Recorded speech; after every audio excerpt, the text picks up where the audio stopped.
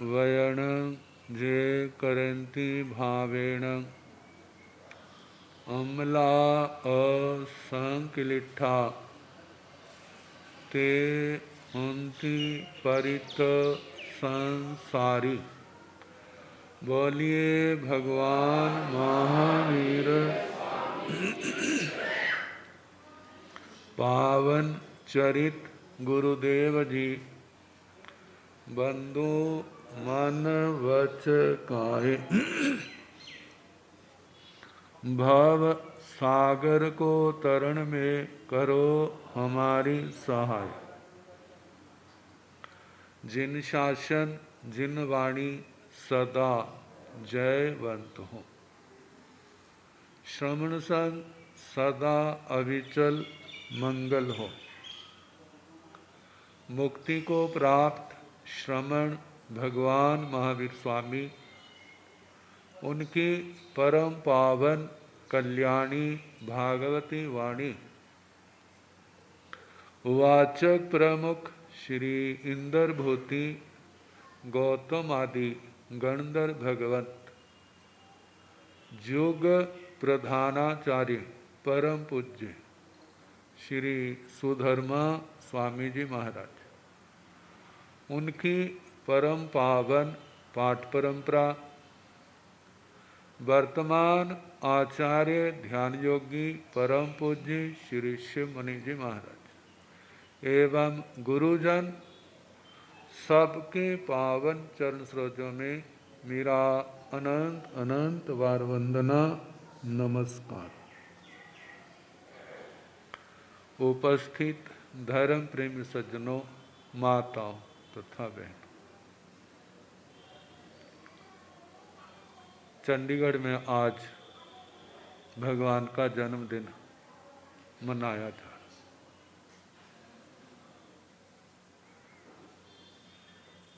जहाँ के प्रधान जी आए थे, कहने लगे महाराज 10 को आपने वहाँ करना है, 13 को हमारे कर लेना। कोई बात नहीं, जैसा अवसर होगा। तो उस 13 को लक्ष्य रखते हुए कल सुबह आपके जहाँ पर आए, भगवान के संबंध में आपने बहुत कुछ सुना।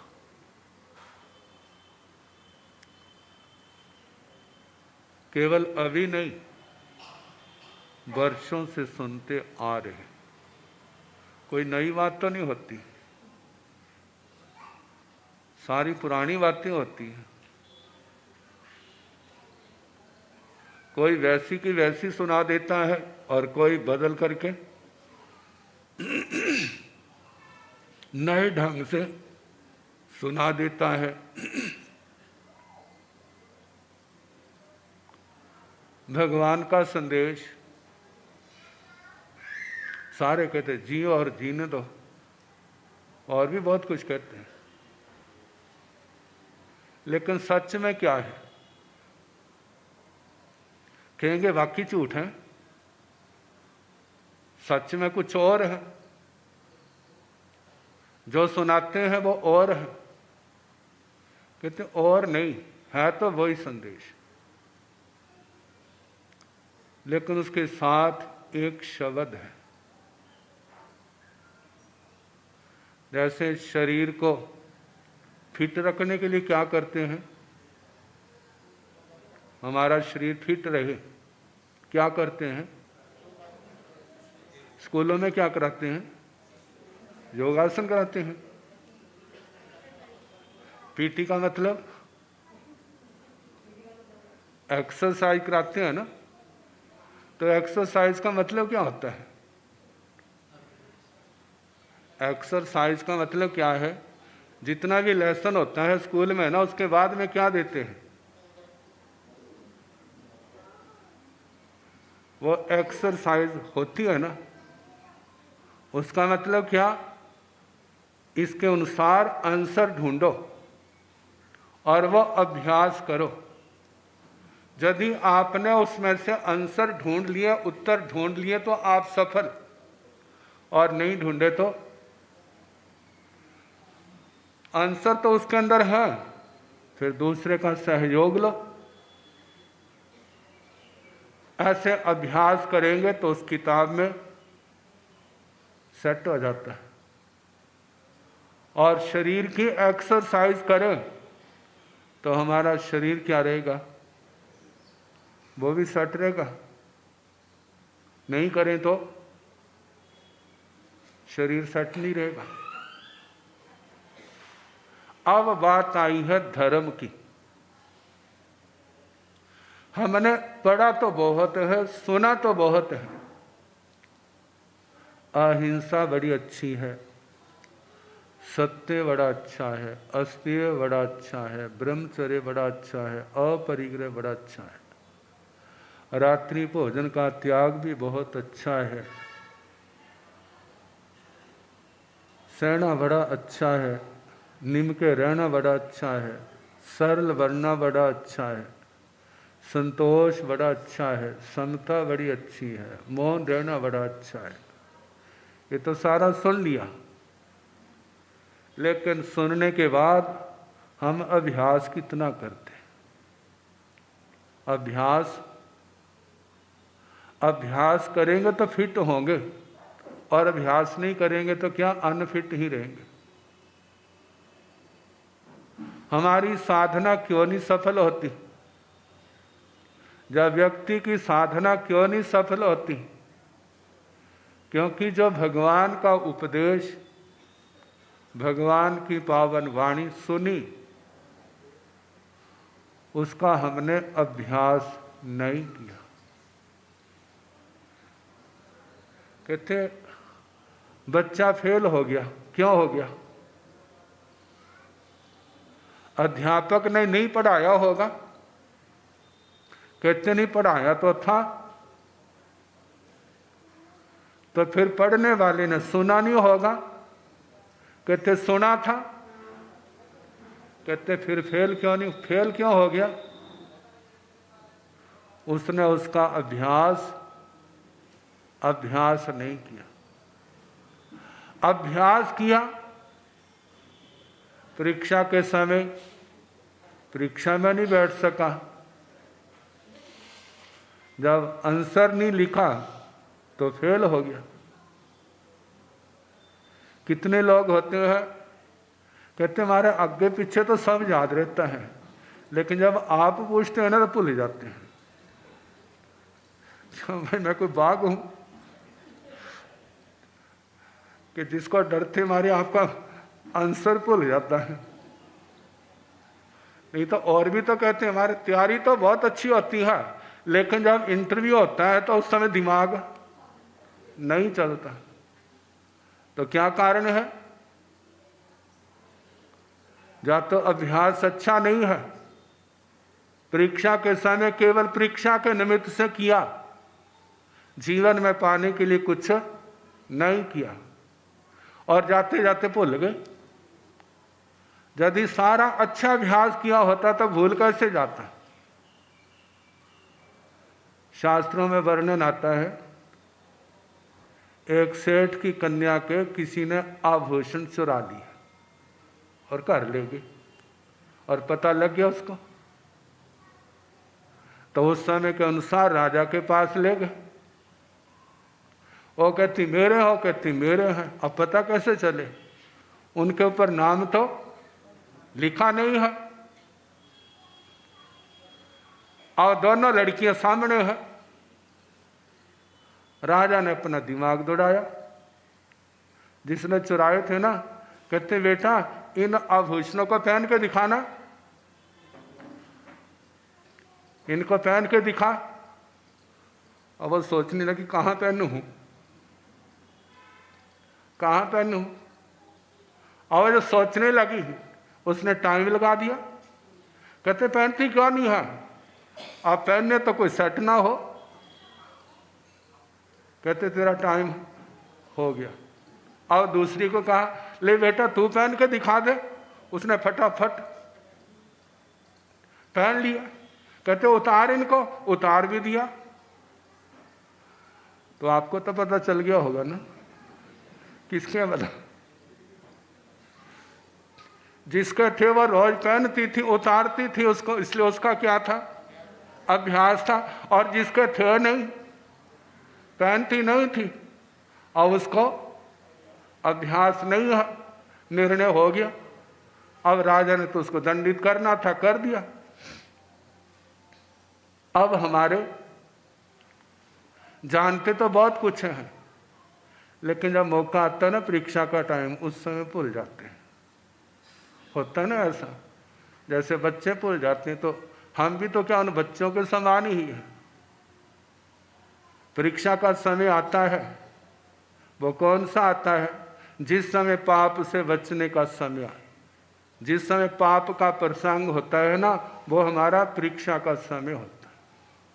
अब उस समय हमारे अंदर विवेक है तो हम बच जाते हैं, और विवेक नहीं है, हमारी आत्मा कमजोर है,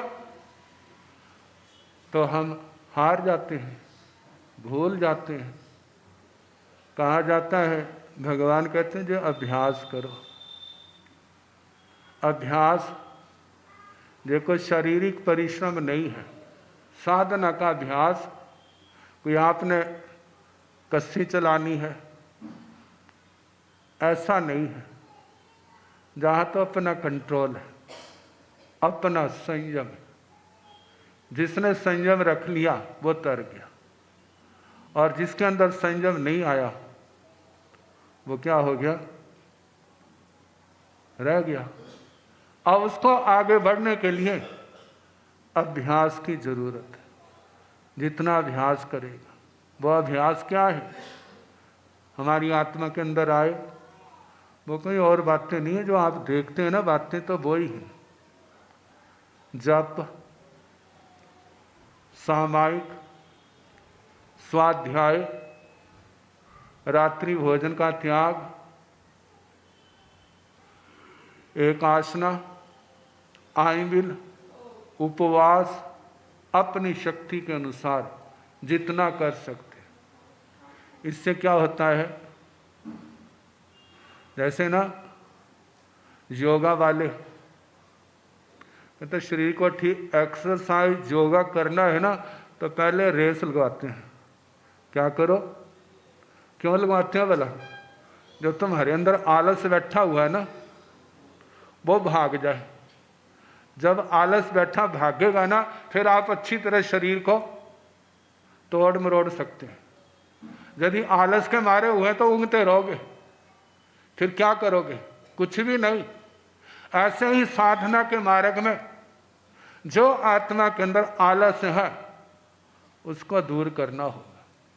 उसको दूर करने के लिए जो नियम व्रत है, भूखा रहना सीखो। भूखा रहना सीखने से क्या होगा? शरीर के अंदर जो अनावश्यक तत्व है, एक तो ना शरीर के, एक है आत्मा के। कहते हैं आत्मा की तो बाद की बात है, पहले शरीर को साफ करें।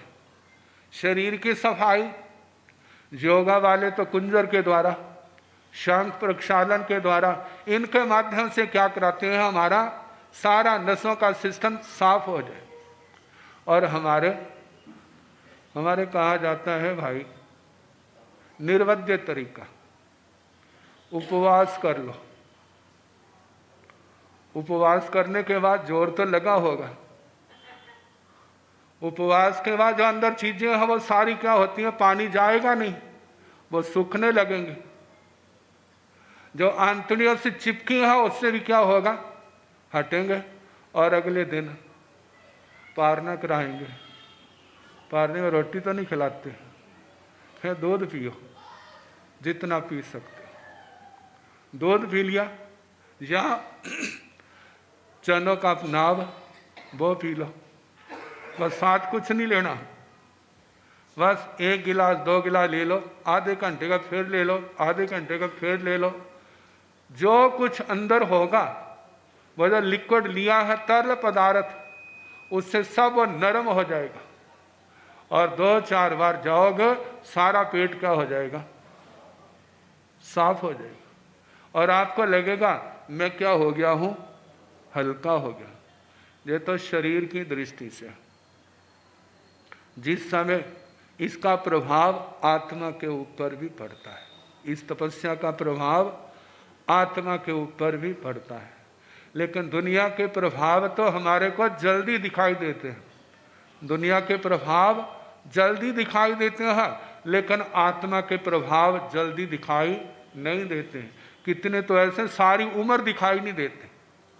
कितने लोग कहते हैं महाराज तपस्या तो बड़ी करते हैं लेकिन इनका गुस्सा तो शांत नहीं हुआ। बोलते हैं ना, तुम्हारे में से कितने बोलते होंगे, मतलब कारण क्या है? कहते हैं उसका किया निरर्थक नहीं है, उसका की हुई साधना निरर्थक नहीं है, लेकिन उसके कर्म गाढ़े हैं। उसके कर्म क्या है? पहली बात उसके कर्म गाढ़े हैं, दूसरी बात उसका वातावरण अनुकूल नहीं है, उसके परिवार का, उसके आसपास का वो वातावरण अनुकूल नहीं है। तीसरी बात उसके संस्कार पूर्व जन्म के मैले हैं, लेकिन यदि उसको साथ मिले तो वह सफलता पा सकता है। वातावरण की अनुकूलता, शास्त्र स्वाध्याय करे, उसको सुने, चिंतन मनन करे, करता रहेगा। कभी तो ये गट्ठे क्या होंगे, नरम पड़ेंगे और ये टूटेंगी और वह क्या हो जाएगा, उन बातों से मुक्त हो जाएगा। तो कितने तो ऐसे हैं जिनको तो बड़ी जल्दी लाभ मिलता है, कितने ऐसे हैं सारा जीवन भर करते रहते हैं फिर भी दिखाई नहीं देता। लेकिन भगवान गुरुजन कहते हैं वो निरर्थक नहीं है तपस्या, वो सार्थक है।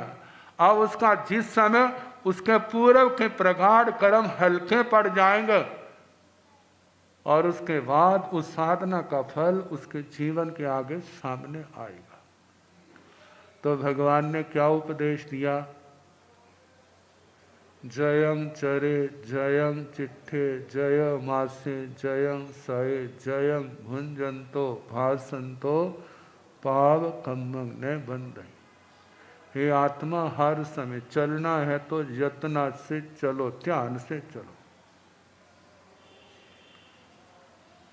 खड़े होना है तो भी ध्यान से खड़े हो, बैठना है तो भी ध्यान से बैठो, लेटना है तो भी ध्यान से बैठो, खाना है तो भी ध्यान से खाओ, बोलना है तो भी क्या करो, ध्यान से सोच के बोलो।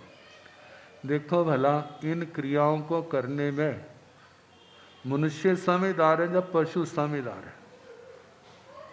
इन क्रियाओं को करने में मनुष्य समझदार है या पशु समझदार है? पशु के आगे प्रकृति से विरुद्ध डाल दिया जाएगा ना, वो सूंघ करके देखेगा, यदि उसकी प्रकृति से विरुद्ध है तो वो क्या हो जाएगा, पीछे हट जाएगा। और मनुष्य के सामने आ जाए तो कहेंगे हमारे में खाना तो नीचा था, गलती हो गई। क्या हो गई? पता नहीं लगा मेरे को, इसने खाया गया। मतलब देखो, तू परीक्षा में फेल हो गया और पशु क्या हो गया, वो पास हो गया। तो कहा जाता यत्न से करना। हमारे धर्म का मूल जो देखा जाए ना, वो क्या है? यत्न है, सावधानी। क्या सावधानी? पाप से बचना, पाप से बचना और धर्म में, संयम में, तप में अपनी शक्ति का प्रयोग करना। पाप से हटना, धर्म के अंदर, संयम के अंदर अपनी शक्ति का प्रयोग करना। इससे क्या लाभ होगा? नया कर्मों का बंध रुकेगा और पुराना कर्मों का बंध हल्का पड़ेगा। जब ये दोनों नया कर्मों का बंध रुकेगा, पुराने कर्म हल्के पड़ेंगे, आत्मा की गति अपने लक्ष्य की ओर उतनी बढ़ती जाएगी। भगवान का ये संदेश। दूसरी बात, जरा जावने पीड़े बाही जावने बढ़ाई, जाव इंदिया ने हायंती ताव धम्मं समय। हे आत्मा, जब तक बुढ़ापा नहीं आता, जब तक बुढ़ापा नहीं आता, जब तक आपके शरीर में कोई व्याधि रोग पैदा नहीं होती, जब तक आपकी इंद्रियां क्षीण नहीं होती, ताव धम्मं समायरे, तब तक धर्म आराधना कर लो, तब तक धर्म आराधना कर लो। इनमें से एक भी आ गया और तो तुम्हारा दुनिया का कोई काम नहीं रुकेगा। यदि रुकेगा तो पहला असर किसके ऊपर पड़ेगा? किसी का रात का जो व्यवहार होता है ना, बीमार हो गया है तो घर वाले क्या कहते हैं, डॉक्टर ने कहा दवाई 6-6 घंटे बाद लेनी है और नहीं ली तो दिन की दवाई का कोई असर नहीं पड़ेगा, इसलिए जो व्यवहार खोल लो। और जो मानव दृढ़ता दिखाता है तो सारा परिवार उसके सिर पर सवार हो जाएगा। किसके वास्ते भला? रात का व्यवहार तोड़, मतलब उनको रात का व्यवहार ही दिखाई देता है और कुछ भी उनको दिखाई, मतलब उसके नियम व्रत दिखाई देते हैं। तुम्हारे नियम व्रत इस बीमारी में उस समय दृढ़ता के संस्कार नहीं जगाएंगे, तुम पक्के रहो कोई बात नहीं। और वो सोचे ये शरीर कितनी देर रहेगा। किसी ने कहा भाई, किसी का बेटा ना आर्मी में होने लगा, भर्ती होने लगा, तो उसका बाप दूसरे से राय लेने लगा, कहते बेटा जिद करके बैठा मैंने आर्मी में जाना, मैं उसको रोक रहा हूँ, सारा परिवार रोक रहा है कि आर्मी में नहीं जाना। तो उसने कहा क्यों नहीं जाना? कहते वहाँ गोलियाँ बरसती हैं, बम बरसते हैं, वहाँ पर मौत नाचती है। कहते अच्छा। कहते तेरे बापूजी हैं? कहते नहीं। कहते उनकी डेथ कहाँ हुई थी? कहते घर में हुई थी। माँ तो होगी? कहते वो भी नहीं। कहते उसकी डेथ कहाँ हुई थी? कहते घर में हुई। कहते बाबा जी दादी जी उनकी डेथ कहाँ हुई? कहते वो भी घर में। कहते बॉर्डर पर कितनों की डेथ हुई? कहते किसी की भी नहीं। कहते ज़्यादा डेंजरस कौन है, ज़्यादा भयानक कौन है? कहते जब वहाँ पर बॉर्डर मरोगे भी ना तो गवर्नमेंट सारी उम्र उसको क्या देगी, उसके परिवार को सहयोग देगी। और तुम्हारे घर में कोई मरता है उसको कौन सी पेंशन मिलती है? मिलती है किसी को भला? किसी को नहीं मिलती। कहते धर्म करते आप मानो मृत्यु को भी प्राप्त होते हैं तो तुम्हारा मरना वो है वो निरर्थक नहीं है, तुम्हारी सुगति पक्की है। और यदि आप भोगों को भोगते हुए अव्रती होकर मरते हैं तो आप नरक में भी जा सकते हैं, त्रियंच गति में भी जा सकते हैं, मनुष्य भी बन सकते हैं। यदि जीवन अच्छा है तो अपनी करनी के अनुसार देवगति में भी जा सकते हैं। लेकिन धर्म करते जाते हैं, आपके परिणाम अच्छे हैं तो आपकी दुर्गति रुक जाएगी और सुगति के दरवाजे क्या हो जाएंगे? खुल जाएंगे। तो इसलिए भगवान कहते हैं भाई जब तक बुढ़ापा नहीं आता, जब तक शरीर में कोई बीमारी नहीं आती, जब तक आपकी इंद्रियां ठीक काम करती हैं, तब तक धर्म आराधना कर लो। यदि इनमें से एक भी आ गया ना तो उसके बाद आपके लिए धर्म आराधना क्या हो जाएगी? और तो यही मुश्किल होगी। यदि आपने धर्म आराधना की है और आपका भाव पूर्ण हो जाता है तो आपको कोई चिंता नहीं है। बचपन खेलने में, जवानी भोगों में, धन इकट्ठा करने में और बुढ़ापे में मुसीबतों ने घेर लिया, शरीर की बीमारियों ने घेर लिया, धर्म किया नहीं और ऐसे में मरते हैं तो कहाँ जाओगे? जिस समय उठाला होगा ना तो सारे स्वर्गवासी कहेंगे उस समय। बोलो भला, सारे आपको कौन सा प्रमाण पत्र देंगे? हम स्वर्गीय आत्मा के चरणों में क्या करते हैं? श्रद्धा के फूल चढ़ाते हैं। लेकिन वो स्वर्गीय का मतलब स्वर्ग में जाने योग्य, लेकिन वो गया कहाँ पर है? कहते धर्म तो किया नहीं उसने, धर्म का नाम सुना नहीं, या धर्म के प्रति समर्पण किया नहीं तो उसकी गति क्या होगी? वो श्रद्धांजलियां जो है उसको, उसकी दुर्गति को रोक नहीं सकेंगी। इसलिए भगवान कहते हैं जीते जी जब तक आपके होशोहवास ठीक है तब तक धर्म आराधना कर लो, नहीं की तो आपके पाप कर्म आपको सुगति में लेके नहीं जाएंगे। कहाँ लेके जाएंगे? दुर्गति में लेके जाएंगे। लेकिन ये बातें जल्दी समझ नहीं आती। ये बातें कब आती है ना, जब टाइम निकल जाता है ना, तब समझ आती है। मैं अपने गुरु जी के बाद अपने जन्म स्थान में गए, 2 माताएं आई, मेरे को पता नहीं था, लेकिन मैं उनको जानता था। उनके बच्चे भी आगे पीछे पढ़ते थे। तो एक आई, फिर बाद दूसरी आते रोने लग पड़ी। मैंने कहा, और ये भी पता था इनके बच्चे काल कर चुके हैं। कहते देखो हमारे बच्चे ना गुरु जी के साथ जाने लगे थे, लेकिन हमने उनको जाने नहीं दिया। कहते यदि हमने जाने दिया होता, जैसे आज आप जहाँ आए हैं वो भी आते, हम कम से कम एक संत के रूप में देख लेते। हमने बहुत बड़ी गलती की। तो इसका संदेश ये भी तो है ना कि हमारे माँ बाप ने बड़ा अच्छा किया, इनको जाने दिया। और ना जाने दिया होता, जैसे उनकी दुर्गति हो ऐसी हमारी भी क्या हो जाती। मतलब जे बात उनको समय तो आई, लेकिन कब आई, जब समय निकल गया। इसी प्रकार जब समय निकल जाता है ना, तब समझ आती है, लेकिन उस समझ का फायदा नहीं होता। कहते समय आने पर समझ आए और उसके अनुसार सत कार्य करें, पाप से बचे तो उसका लाभ है। जन्म जन्म सुधर जाता है यदि ये धर्म हमारे जीवन में आ जाए और उसका हम अभ्यास करें। जे हमारा जितना अभ्यास होगा, आत्मा उतनी निर्मल होगी, उतनी हल्की होगी। साध्वी जी कह रहे थे, बड़ा वातावरण क्या हो रहा है भयानक, इसमें कोई दो राय नहीं है। कहते यदि आपको धर्म का शरणा है, यदि आपने धर्म का शरणा लिया है और धर्म में जीवन जी रहे हैं, तो हमें कोई चिंता नहीं है। क्यों?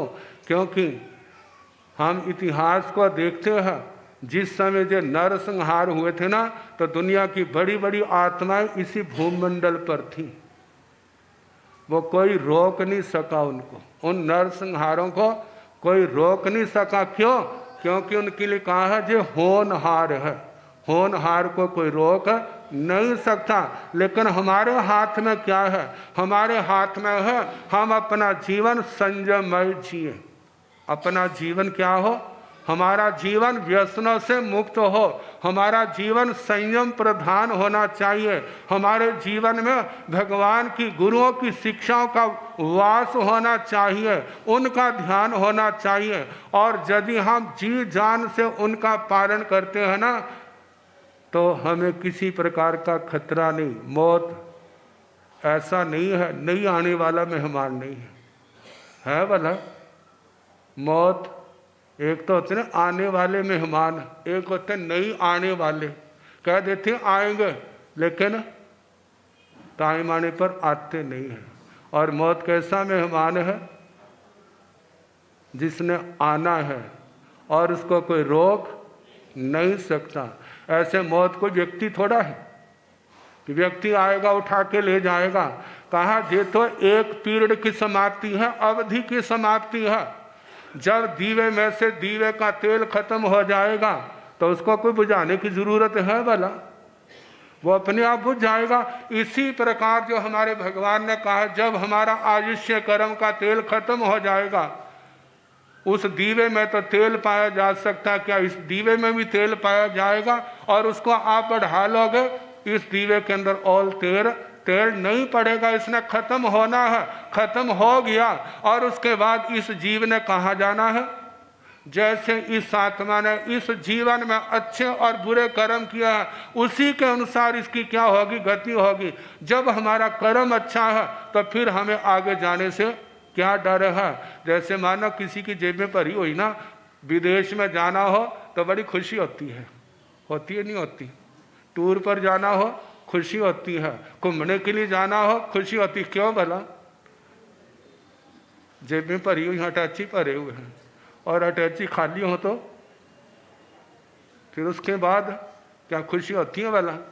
विदेशों में तो क्या रिश्तेदारों में जाते भी क्या आती है, शर्म आती है। लोग क्या कहेंगे, इसने क्या दिया, क्या किया? कुछ भी नहीं किया।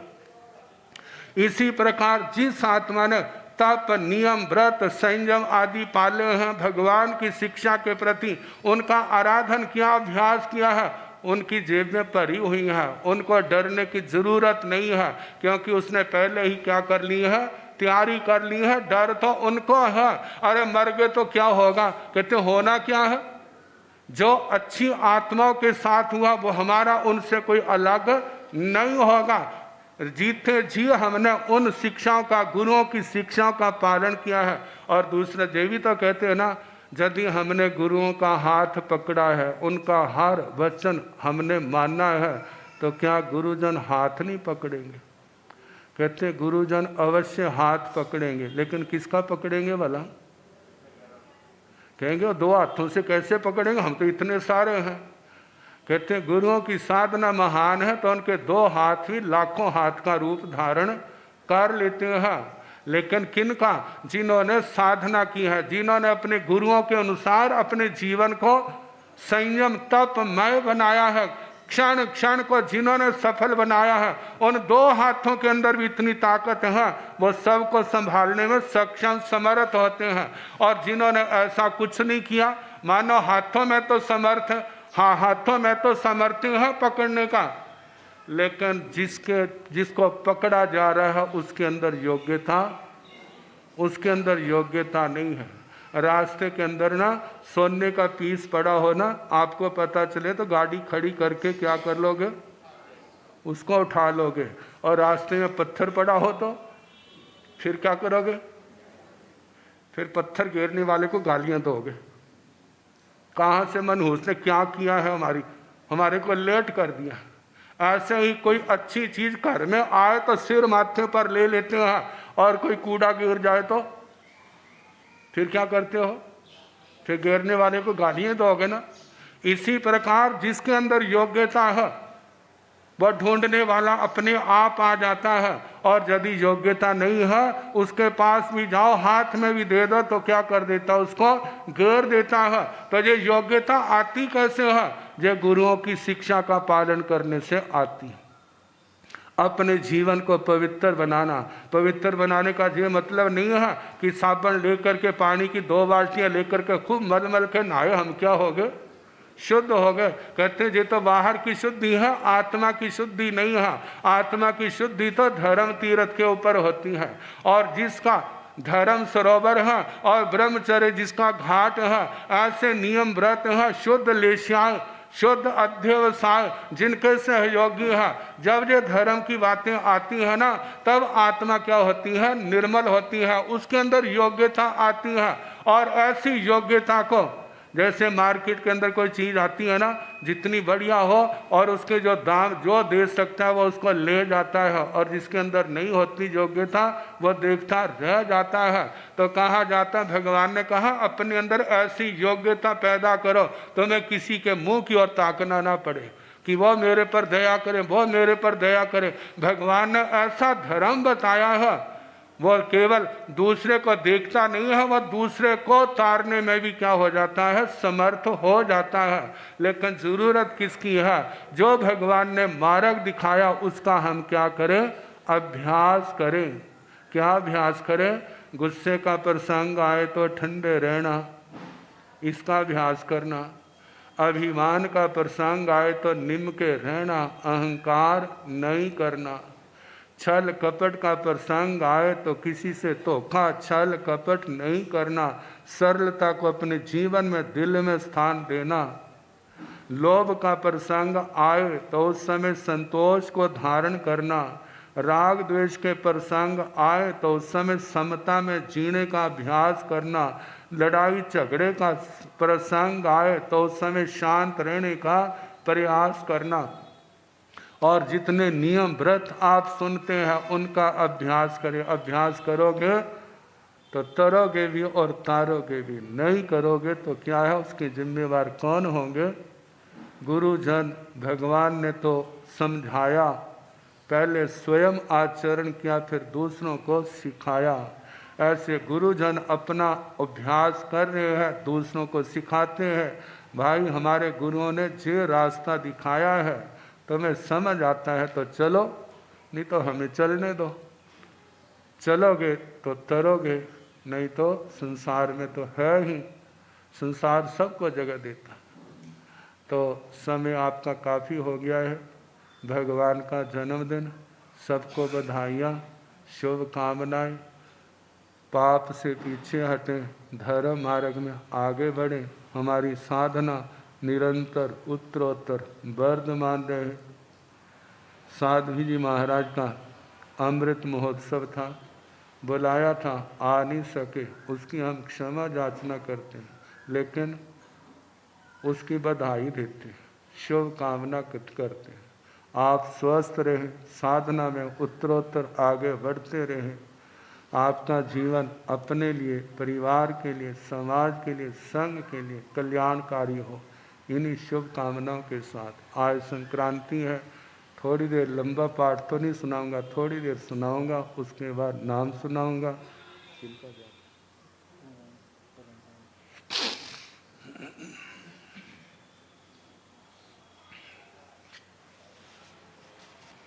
नमो अरिहंताण, नमो सिद्धाण, नमो आयरियाण, नमो बुझायाण, नमो लोय साहुण, सो पंच नमोकारो सौ पापण सुनो मंगलान जो संबे सिंह पाड़मंग होय मंगलं। नमो अरिहंताण, नमो सिद्धाण, नमो आयरियाण, नमो बुझायाण, नमो लोय साहुण, नमो अरिहंताण, नमो सिद्धाण, नमो आयरियाण, नमो बुझायाण, नमो लोय साहुण, नमो अरिहंताण, नमो सिद्धाण, नमो आयरियाण, नमो ओवझायाण, नमो लोय साहुण, नमो अरिहंताण, नमो सिद्धाण, नमो आयरियाण, नमो ओवझायाण, नमो लोय साहुण, नमो अरिहंताण, नमो सिद्धाण, नमो आयरियाण, नमो ओवझायाण, नमो लोय साहुण, नमो अरिहंताण, नमो सिद्धाण, नमो आयरियाण, नमो ओवझायाण, नमो लोय साहुण, नमो अरिहंताण, नमो सिद्धाण, नमो आयरियाण, नमो ओवझायाण, नमो लोय साहुण, नमो अरिहंताण, नमो सिद्धाण, नमो आयरियाण, नमो ओवझायाण, नमो लोय साहुण, नमो अरिहंताण, नमो सिद्धाण, नमो आयरियाण, नमो ओवझायाण, नमो लोय साहुण, नमो अरिहंताण, नमो सिद्धाण, नमो आयरियाण, नमो ओवझायाण, नमो लोय साहुण, सो पंच नमोकारो साव पावपण सण मंगलानंद सम्मे सिंह पाड़मंग होय मंगलंग। लोग सोजोइंग्रे धाम देते रे जने हरिहंते गुन्ने संचावे संपे केवलियों समझने संभव अभिनंदन सुमयंच पाम पहं सुपासं जिणंच चंद पहं वंदे सुविहिंच बहुदंतं सियं सुन्वासवजन विमलमनन्तं च जिणं धम्मं सन्तिं च वन्दामि कुन्थमरं च मल्लिं वन्दे मुनिसुवग्नमे जिणं च वन्दामि रत्ने पासन्तः वर्धमानं च एवं मे विद्वा विहरिमलपायन जर्मर्ण चौवे संपि जिण राधित्य रामेव स्यन्तो गित्ये वन्द्ये मह्या जय लोग सुतम सिद्धा आरोग्य बोहि लाभं समाहि वर्मुत्तंदो चंदे सोन्यमल्ले राय चेसो अह्यं तया सैरा सागर वर्गं धीरा सिद्धा सिद्धिं मांग संतो सगरं पासं पासं वन्दामि काम घन मुक्कं विसर्विस्निन्नासं मंगल कल्याणासं ईश्वर फलिंगवन्तं कंठे धारे जो श्यामणो तस्मः रोग मारे दुष्ट राजन्ति सामं चिट्ठं दूरे मंत्र तुझ प्रणाम विभो कलो होय नात्रिय सुजीवा पावन्ति ने दुग्धो गच्छन्तु स्मते लद्धे चिन्तामणि कप पायवभये पावन्ति अभिघ्रेण जीवाय राम राम ठाणय संतो महाजस भक्ति वर्णिभरण हियण कादेव दिजबोहिं भवे भवे पाजन सन मंगलम भगवान वीरो मंगलम गौतम प्रभो मंगलम स्थूल भद्राद्या जैन धर्मस्तु मंगलम सर्व मंगल मांगल्यम सर्व कल्याण कारणम प्रधानं सर्वधर्माणां जैनं जयते शासनं कल्याणपादपारामं श्रुतगंगा हिमाचलं विश्वाम्भोजरविन्ददेवं वन्दे श्रीज्ञातनन्दनं दानशेठं अभिप्याणं सच्चे सुवर्णवज्रं व्यान्ति तवे सुवात्तमं ब्रह्मचर्यं लोकोत्तमे समने नायकपुत्रे देवदानवगन्धर्वा जख रख स किन्नरा बम्बयारिणं सन्ति दुःखरञ्जे करन्ति तं चयिता भारं वासं चक्रवर्ती महिधियो सन्ति सन्ति करेलोय पत्तो गैमनोत्तरं धम्मो मंगलमुखीठं अहिंसा संयमो तवो देवावितं नमः सन्ति जस्तम्मे श्यामणो श्री मेघ की संक्रांति वैशाख की पहली रविवार करना धर्म ध्यान प्राप्त करना ज्ञान कर लो नीम पचखान होवे परम कल्याण।